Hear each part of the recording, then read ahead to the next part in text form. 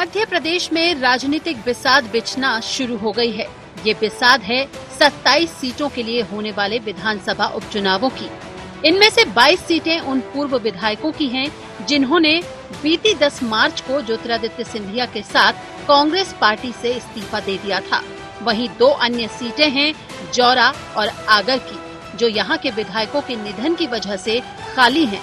हाल ही में 3 विधायक कांग्रेस का दामन छोड़कर बीजेपी में शामिल हो गए थे, जिस वजह से इन सीटों पर भी उपचुनाव होना है। चुनावों की तारीख कोरोना वायरस और उसके खतरे को ध्यान में रखते हुए टाल दी गई है, लेकिन कांग्रेस जल्द से जल्द उपचुनाव की तारीखों का ऐलान करने का दबाव सत्ता पक्ष पर बना रही है। देखिए, चुनाव आयोग ने आज ही कहा है कि बिहार के चुनाव हम समय से कराएंगे। तो जब बिहार के चुनाव समय से होंगे तो फिर मध्य प्रदेश के उपचुनाव समय से ना कराने का कोई कारण नहीं बनता है। तो मुझे तो विश्वास है कि चुनाव आयोग किसी दबाव में ना आके और 15 तारीख के पहले पहले इनको घोषणा करना चाहिए ताकि चुनाव हो। और मध्य प्रदेश में जो असंवैधानिक तरीके से मंत्रिमंडल का गठन किया गया है, लिमिट से ज्यादा किया गया है, जिसमें सुप्रीम कोर्ट ने भी नोटिस दिया है, उससे जो है मध्य प्रदेश की जनता को निजात मिले।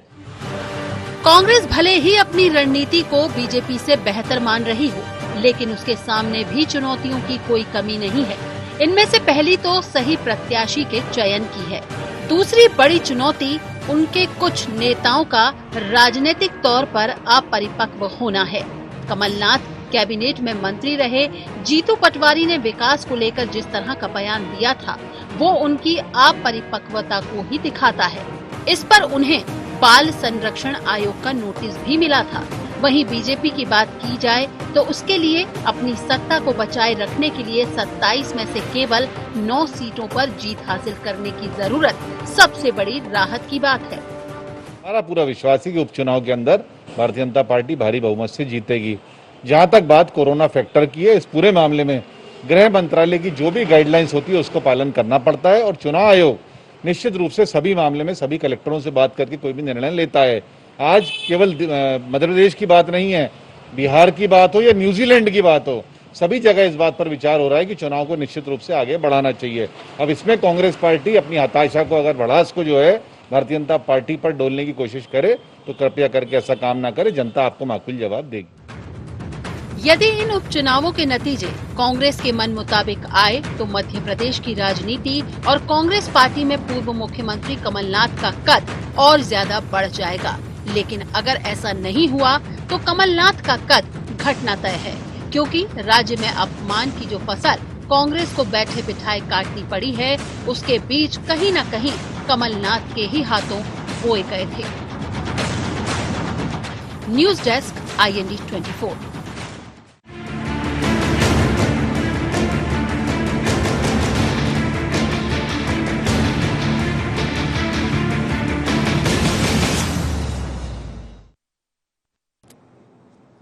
नमस्कार, शार्प एट 7 में आप सबका स्वागत है। मैं हूं आपके साथ मुक्ता पाठक। जी हां, हम बात कर रहे हैं जिस तरह मध्य प्रदेश में अगर हम बात करें तो इन दिनों चुनाव को लेकर जो है गहमा गहमी तो है ही। जो उपचुनाव होने हैं 27 सीटों पे, लेकिन कहीं ना कहीं जो कांग्रेस है वो दबाव बनाती नजर आ रही है। आज तो उन्होंने ये तक कह दिया कि भाई जल्दी से आप डेट्स डिक्लेयर करिए। क्या वजह है जो कांग्रेस इतनी कॉन्फिडेंस से लबरेज है? एक तो सॉफ्ट हिंदुत्व का जो है, अगर हम देखें तो उस राह भी कांग्रेस चल पड़ी है। 2018 के विधानसभा चुनाव में भी हम लोगों ने देखा था कि कांग्रेस ने सॉफ्ट हिंदुत्व का कार्ड खेला था। अब तो वो एकदम पूरी तरीके से इस कार्ड को खेल रही है और कहीं ना कहीं कांग्रेस में ये कॉन्फिडेंस है कि इस वक्त अगर उपचुनाव हो जाए तो वो उसके फेवर में जाएगा। तो ये कॉन्फिडेंस किस वजह से है? कई रणनीति तैयार कर रहे हैं, कई स्ट्रैटेजीज तैयार कर रहे हैं। सीएम हाउस में पूर्व मुख्यमंत्री कमलनाथ के घर में पिछले 3 महीने से लगातार बैठकें हो रही हैं, मैराथन बैठकें हो रही हैं, सर्वेज हो रहे हैं। तो चलिए इसी विषय पे हम बात करेंगे। और भाजपा, क्या भाजपा उतनी तैयार है? हालांकि उसकी भी स्ट्रैटेजीज तैयार है, उसकी वर्चुअल रैलीज लगातार हो रहे हैं, लेकिन क्या है, चलिए हम इस विषय पे आज चर्चा करेंगे। हमारे साथ स्टूडियो में मौजूद है आउटपुट हेड नाजनीन नकवी, मेरे साथ फोन लाइन पे हैं अजीत सिंह भदौरिया। सबसे पहले मैं आप ही के पास आऊंगी। अजीत जी, स्वागत है आपका शार्प एट 7 में। कांग्रेस कॉन्फिडेंस से लवरेज है, डिमांड कर रही है कि जल्द से जल्द जो है चुनाव आयोग उपचुनाव की तारीखों का ऐलान करे। देखिए मुक्ता जी, सबसे पहले मैं बता दूं कि कांग्रेस की जो मांग है वो नाजायज मांग नहीं है। कांग्रेस कह रही है समय पे चुनाव करा लो, अब समय आ गया है। और ये वो भारतीय जनता पार्टी है, वो शिवराज सिंह जी हैं जो 3 उपचुनाव भी एक साथ कराने के जब इनको फीडबैक मिल गया था, चाहे वो चित्रकूट का चुनाव हो, चाहे मुंगावली का चुनाव, चाहे कोलारस का चुनाव हो, ये तीनों उपचुनाव जब होने थे, शिवराज जी को पता चल गया था कि हम हारने जा रहे हैं, कांग्रेस के पक्ष में माहौल है, तो इन्होंने तीनों उपचुनाव भी निर्वाचन आयोग के सामने ऐसा षड्यंत्र रच के, प्रशासनिक षड्यंत्र रच के भेज दिया कि तीनों उपचुनाव भी एक साथ नहीं किए थे। आप वरिष्ठ पत्रकार हैं, आपके संज्ञान में होगा ये चीज। जी। दूसरी चीज आपको बता दूं कि मध्य प्रदेश की स्थिति, जहाँ 27 उपचुनाव होने जा रहे हैं, आप देखना मध्य प्रदेश का आम जनमानस जिस तरीके से लोकतंत्र को तार तार करके खरीदा गया, बेचा गया, और ये स्थिति निर्मित की है। इस ग्वालियर चंबल अंचल से मैं आता हूँ, इस ग्वालियर चंबल अंचल की 16 विधानसभा सीट का एक एक मतदाता तैयार बैठा है भारतीय जनता पार्टी और शिवराज सिंह जी को जवाब देने के लिए कि उन्होंने जिस तरीके से उनके मत का अपमान करवाया, खरीदी बेची करवाई है, उससे ग्वालियर चंबल अंचल का कम से कम सारे मतदाता 16 के 16 विधानसभाओं के मतदाता तैयार बैठे हैं मत करने को। तो इसलिए कांग्रेस की मांग नाजायज नहीं, आदरणीय मुक्ता जी। मैं तो नहीं, मैंने एक बार भी नहीं कहा, मैंने ये कहा कांग्रेस जो है कॉन्फिडेंस से लवरेज नजर आ रही है। बिल्कुल बिल्कुल, ये नहीं कह रहा कि आपने कहा, बिल्कुल मैं ये कह रहा हूँ ये मांग जायज है। कांग्रेस की समय पे ही चुनाव की मांग कर रहे हैं। कांग्रेस कोई ऐसा नहीं कर रही कि भैया 3 महीने पहले आप कर लो। इनके 2 मंत्रियों की तो सर कुर्सी चली जाएगी अगर 30 सितंबर से पहले चुनाव नहीं हुए तो। कौन से 2 मंत्री, किनका नाम ले रहे हैं आप जी? कौन से 2 मंत्री? 30 सितंबर से पहले अगर चुनाव नहीं हुए तो मेरे ख्याल से तुलसी सिलावट जी और गोविंद राजपूत जी की कुर्सी चली जाएगी। 6 महीने हो जाएंगे जी। तो कम से कम उनको खुद चुनाव लड़के विधायक बनना पड़ेगा, सदस्य बनना पड़ेगा विधानसभा का, तब उनकी कुर्सी बच पाएगी, नहीं उनको इस्तीफा देना पड़ेगा। चलिए पूछ लेते हैं, धैर्यवर्धन शर्मा जी भी जुड़ गए हमारे साथ। आपका स्वागत है शार्प एट 7 में। क्या कहेंगे धैर्यवर्धन जी? कांग्रेस ने कहा है कि जल्द जो है इलेक्शन के डेट्स अनाउंस होने चाहिए, क्या बीजेपी तैयार है? नमस्ते मुक्ता जी। कांग्रेस पार्टी कुल मिला के भ्रम फैला रही है, एक ऐसा वातावरण बना रही है जिससे ये लगे कि भारतीय जनता पार्टी। धैर्यवर्धन जी, चुनाव के डेट्स डिक्लेयर करने को भ्रम फैलाना कैसे कहा जाएगा? नहीं मुक्ता जी, चुनाव कराने का अधिकार क्या हमको है? चुनाव किसे कराना है? चुनाव संवैधानिक संस्था है, निर्वाचन आयोग उसको कराना है, वो परिस्थितियों पर विचार करेगा। जी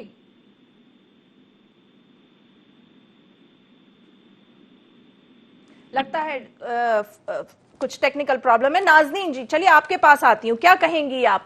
क्या लग रहा है कांग्रेस जिस तरह से कह रही है कि चुनाव के डेट्स आप डिक्लेयर कर दीजिए,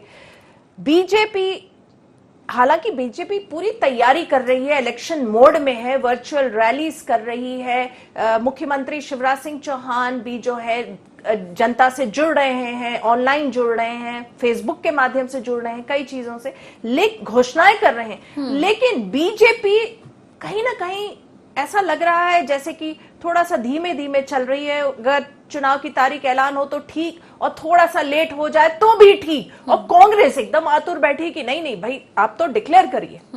देखिए मुक्ता जी, कुछ चीज़ें ऐसी हैं, अगर कांग्रेस की तरफ से या उनके नज़रिए से अगर यहाँ पर देखी जाए तो कांग्रेस का ये मानना या ये सोचना कि अगर अभी चुनाव होते हैं तो उनके पक्ष में जा सकते हैं, क्योंकि कांग्रेस लगातार दल बदलने के मुद्दे को लेकर, खरीद फरोख्त के मुद्दे को लेकर बहुत ज़्यादा जो है वो जनता के बीच भी जा रही है और आरोप भी लगा रही है।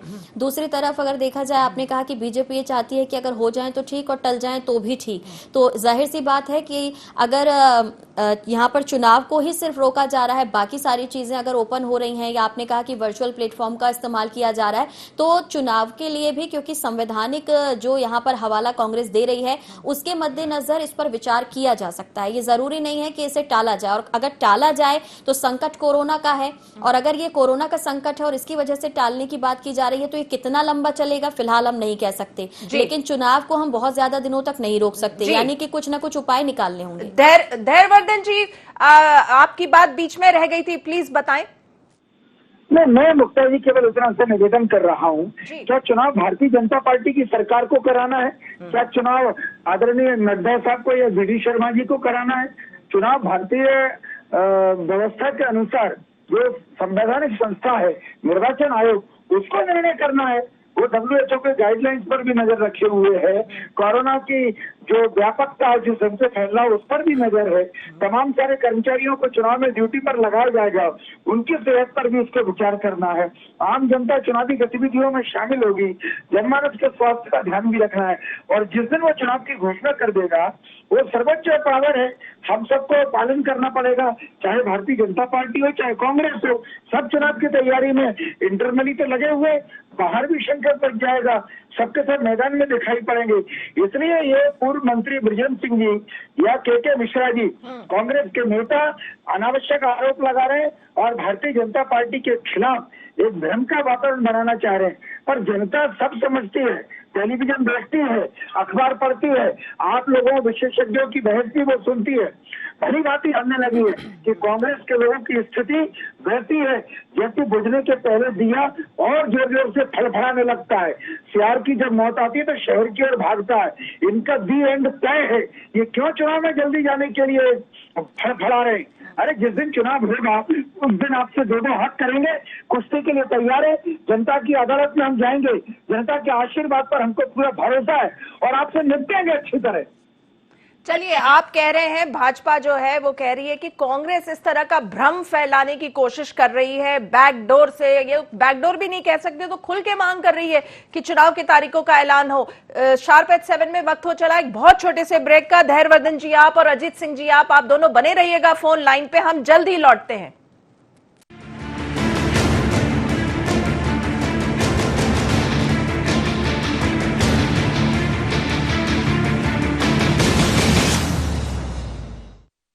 बाबा इलायची को जैसे चखा तो लगा कि लाइफ के हर टेस्ट में होना चाहिए प्लेजर।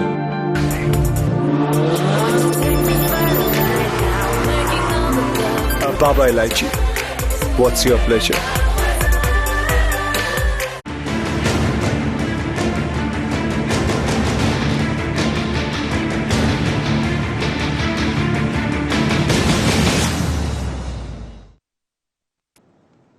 ब्रेक के बाद आप सबका एक बार फिर से स्वागत है। चलिए, भाजपा का आरोप है कि कांग्रेस जो है भ्रम फैलाने की कोशिश कर रही है। अब चुनाव के डेट्स की मांग करना को भ्रम फैलाना कैसे है ये समझ लेते हैं। हम अजीत सिंह जी से ही पूछते हैं। अजीत सिंह जी, आपने सुना होगा धैर्यवर्धन जी को, आपका क्या कहना है?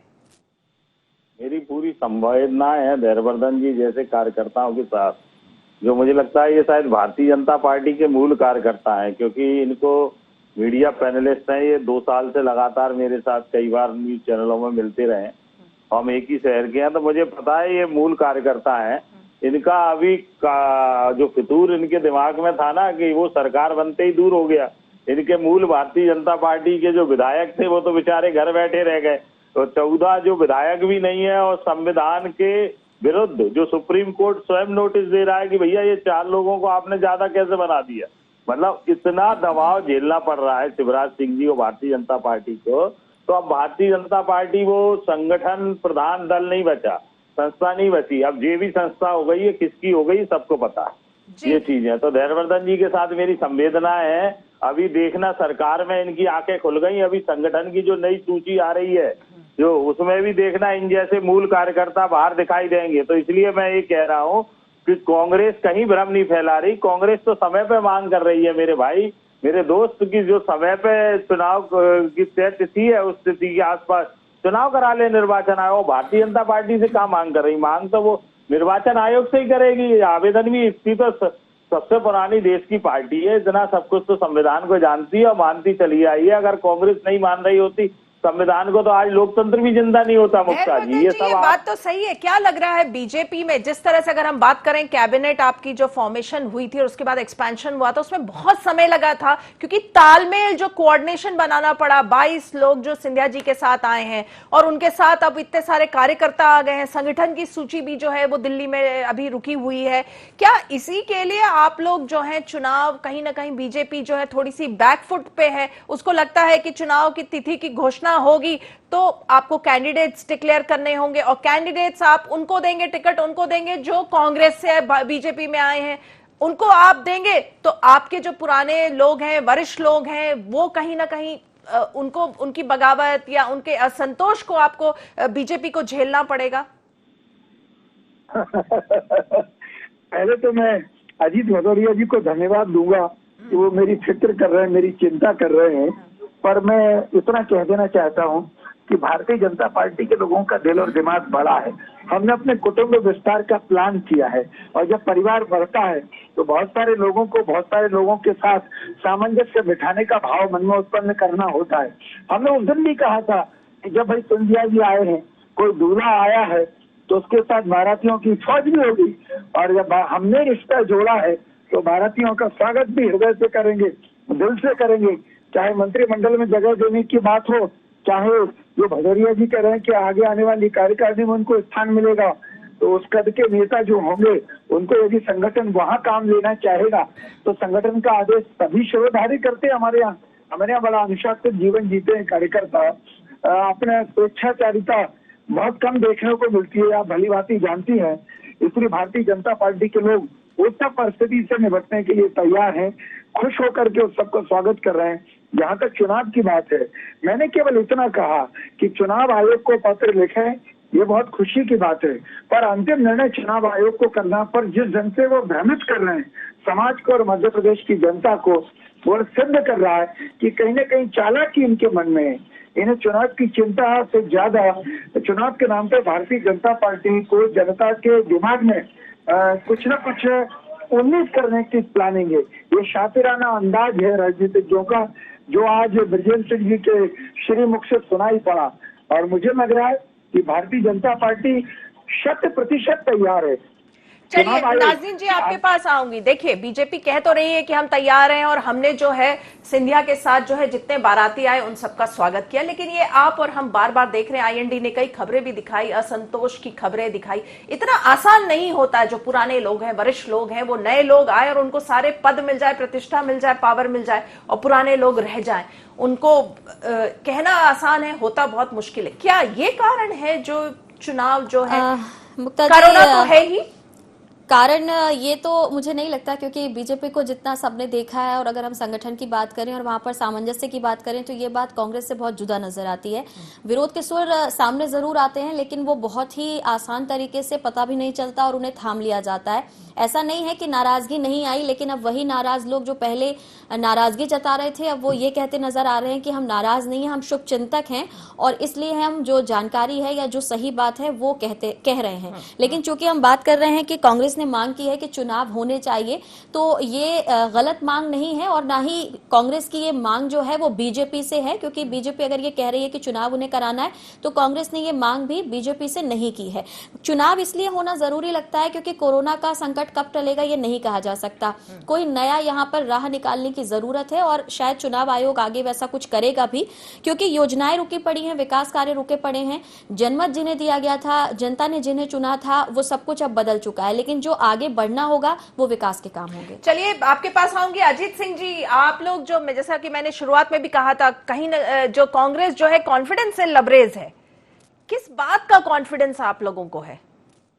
अरे हमने 15 वर्ष बनाम 15 साल के पहले ही स्पष्ट कर दिया मुक्ता जी, हम चुनाव में जाएंगे 15 माह वर्सेस 15 वर्ष के शिवराज सिंह जी और कमलनाथ जी के दोनों के कार्यकाल की तुलना करेंगे और गद्दार वर्सेस वफादार की। और जहां तक हमारे मित्र भारतीय जनता पार्टी के कह रहे हैं कि बारात दूल्हे के साथ बाराती आए हैं, तो वो बाराती अगर उद्दंड हो मेरे दोस्त, और जो शादी का प्रबंधक हो उसकी भी बात ना सुने, मतलब शादी का प्रबंधक इनकी भारतीय जनता पार्टी का जिला अध्यक्ष, उनकी भी नहीं सुनी जा रही हो, तो ऐसे बारातियों का कुछ इंतजाम है आपके पास कि नहीं, कि उसकी भी उद्दंडता के बावजूद भी आओ भगत करते रहोगे अपनी पूरी शादी खराब करने के बाद? चलिए एक चीज इसमें पूछना चाहूंगी अजीत सिंह जी आपसे। देखिए पहले सिंधिया जी के साथ 22 विधायक आपके गए, अभी हाल में आपके 3 और चले गए, और भाजपा बार बार कहती है कि और भी जो लोग हैं लाइन में हैं। आप उसके बाद भी आप कह रहे हो कि आपके अंदर कांग्रेस जो है वो कॉन्फिडेंट है। अरे मुक्ता जी, जिस चीज में किसी की बोली अगर लगा दी जाएगी, अगर किसी चीज की कीमत 5 रुपए है, उसकी अगर 25 रुपए बोली लगा दी जाएगी तो वो निश्चित रूप से मार्केट में आके बिक जाएगी।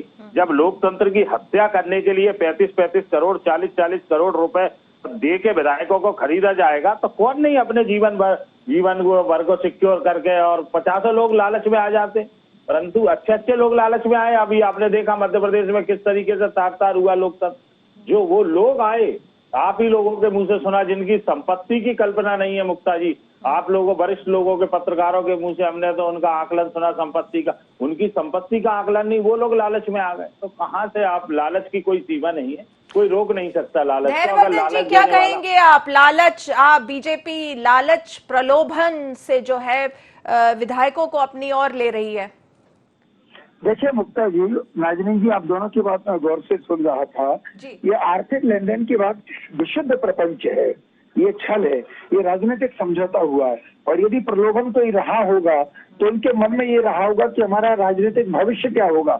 जिस कांग्रेस को पूरा देश और प्रदेश लगातार नकारते जा रहे हैं, जिस कांग्रेस पर नेतृत्व का संकट पैदा हो रहा है, जिस कांग्रेस में कार्यकर्ताओं की सुनी नहीं जा रही है, जो कार्यकर्ताओं के परिश्रम से सरकार बनाई थी जिस कांग्रेस की, वो अपनी मूर्खता से, अपनी मूर्खता से हिट विकेट आउट हो गए और सरकार से उतर करके सड़क पर आ खड़े हुए। जीतू जिराती जी जैसे, जीतू पटवारी जी जैसे तमाम लोग उठपटांग बोलते हैं और कांग्रेस की माइनस मार्किंग कराते रहते हैं।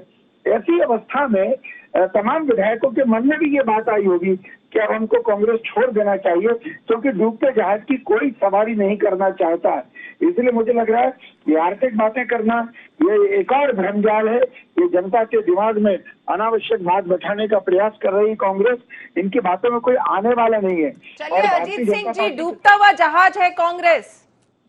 देखिए, आप पूरे अपन, मुक्ता जी आपसे मैं विनम्र आग्रह करूंगा हमारे मित्र को बुलाना, और आपसे एक आग्रह है, कभी ये डूबते हुए जहाज पे ही अपन चर्चा कर लेंगे 1 घंटे की पूरी, तो मैं बता दूंगा पूरे देश का आंकड़ा करके कि कांग्रेस कितने राज्यों में आई, कितनी सीटों पे आज भी काबिज है, और भारतीय जनता पार्टी पूरे देश में कितनी सीटों पे आज भी काबिज।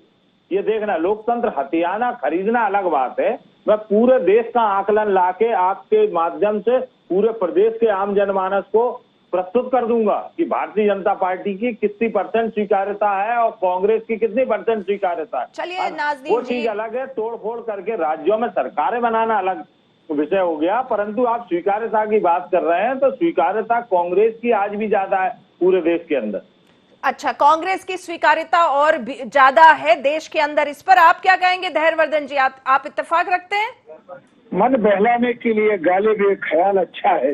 अजीत सिंह भदौरिया जी की तो मजबूरी है, पार्टी के तीरंदाज है, पार्टी के प्रवक्ता होने तो पार्टी के लिए शुभ शुभ बोलना है। और ऐसी निकम्मी पार्टी जो खुद जमींदोज होने के लिए बड़ी चाली जा रही हो, उसमें इन जैसे कार्यकर्ता तो होते हैं जो छाती उड़ा करके खड़े हो जाते हैं, ये सिद्ध करते हैं कि अभी हमारा कुछ नहीं बिगड़ा है। पर जनता में जाकर के पूछो, जनता के बैरोमीटर में ये कितनी नीचे उनका ग्राफ आता जा रहा है। कांग्रेस पार्टी का नेतृत्व विहीनता की स्थिति है, चाहे राज्य हो चाहे केंद्र हो। इसलिए मुझे लग रहा है कि मैंने सही उपमा दी है, और जो छोड़कर के विधायक जा रहे हैं या जो छोड़ने वाले हैं वो स्वतः सिद्ध कर रहे हैं कि कांग्रेस एक डूबता जहाज है मध्य प्रदेश में तो विशेषकर। चलिए नाज़रीन जी, आप क्या कहेंगी? कांग्रेस जो है डूबता जहाज है, जबकि कांग्रेस कह रही है कि भाई तारीख का ऐलान कीजिए, चुनाव करिए। बीजेपी कह रही है ठीक है कर लीजिए। देखिए मुक्ता जी, मैंने शुरुआत में ही कहा था कि अभी कांग्रेस के पास जो मुद्दे हैं वो दल बदल के हैं, विकास की योजनाएं रुकी पड़ी हैं और जनता से सीधा कनेक्शन होने की बात कांग्रेस कर रही है। कांग्रेस भी लगातार इंटरनल सर्वे करा रही है और उसमें उसको ये भरोसा मिल रहा है कि वो आने वाले अगर उपचुनाव हैं और जल्दी होते हैं तो उसके फेवर में जा सकते हैं। और अगर देखा जाए तो ऐसा कोई भी नहीं है जो हारता हुआ खुद को देखने के बावजूद ये मांग करे। तो हो सकता है कि कांग्रेस जो तैयारी कर रही है वो गुपचुप तरीके से कर रही है। भले ही बीजेपी वर्चुअल रैली कर रही हो, लेकिन कांग्रेस भी कहीं ना कहीं, जैसा कि कमलनाथ जी लगातार संवाद कर रहे हैं, आपने भी कहा कि लगातार बैठकें हो रही हैं, तो शायद कांग्रेस की जो मजबूती है, जो कॉन्फिडेंस है, वो इस वक्त हो ही रहा है और नजर आ भी रहा है, तभी शायद ये मांग भी कांग्रेस की तरफ से। चलिए धैर्यवर्धन जी आपका और अजीत सिंह जी आपका बहुत बहुत धन्यवाद, आपने शार्प एट 7 में हिस्सा लिया। तो हम बात कर रहे थे कि किसको डर है। कांग्रेस जो है वो एकदम खुल के कह रही है भाई चुनाव कराइए, 27 विधानसभा सीटों में उपचुनाव हो रहे हैं और कांग्रेस जो है इस वक्त जो है उसके अंदर कॉन्फिडेंस है, जिस तरह से उसकी स्ट्रैटेजी है, जिस तरह से उसके पास जो अगर हम कहें जो मुद्दे हैं, सॉफ्ट हिंदुत्व का मुद्दा है, टिकाऊ वर्सेस बिकाऊ है, और फिर कहीं ना कहीं उसको लग रहा है कि वो जनता से कनेक्ट कर पाएगी। और इस जो पूरी जिस तरह से जो बीजेपी ने सत्ता को हथियाया है उसको जो है वो जनता तक पहुंचा के उसको उपचुनाव में फायदा मिलेगा। तो शार्प एट 7 में फिलहाल इतना ही। आप बने रहिए IND 24 के साथ।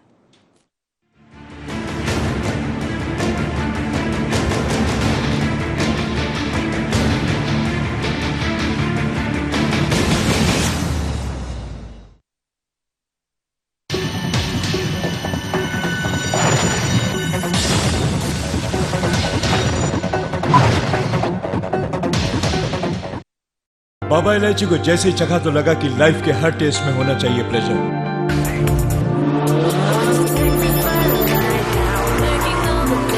Baba Ilaichi, what's your pleasure?